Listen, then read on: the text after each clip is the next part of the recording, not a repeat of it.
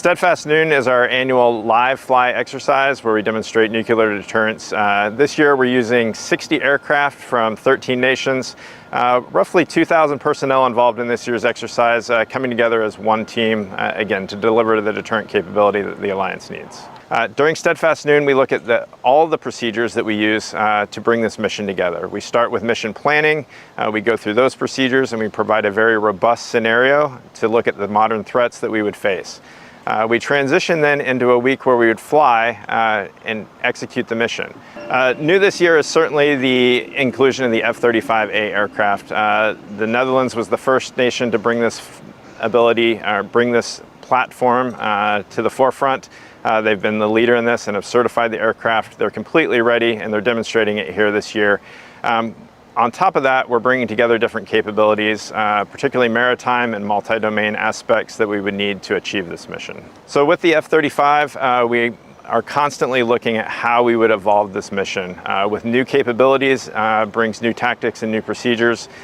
We look at those constantly. One of the lessons that we will learn out of this exercise specifically is how we will incorporate the F-35 in that role. We've been looking at this for a long time. The F-35 is certainly not new, but it is new to this mission, and we will look and take advantage of every opportunity we have, particularly in this exercise, to learn the lessons that we can to improve. Russia's continued rhetoric on nuclear weapons is something that we keep a close eye on. We continually keep a close eye on their capabilities as well. While there certainly has not been a nuclear employment in Ukraine, the threats that Russia is making and constantly makes in that realm are concerning.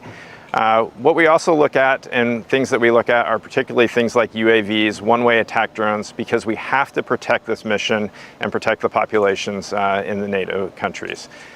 One particular thing we're looking at Steadfast Noon this year is, again, those capabilities that we're seeing globally, not just in Ukraine, but globally, in what we call emerging and disruptive technologies.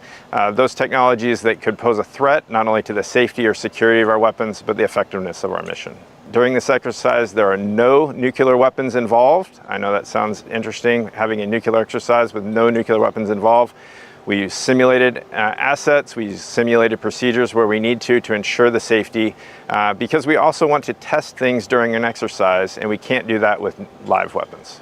NATO is certainly not new to nuclear deterrence. The alliance just celebrated its 75th anniversary, and NATO has been a nuclear alliance nearly that entire time.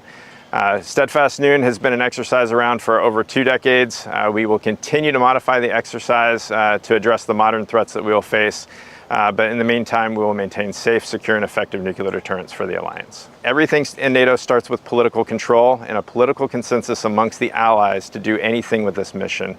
Once we take that guidance, we at the Supreme Headquarters Allied Powers Europe transition that to the military effect and the military aspect. In the nuclear mission, that requires planning and then execution of the mission, should the alliance ever decide to make that decision.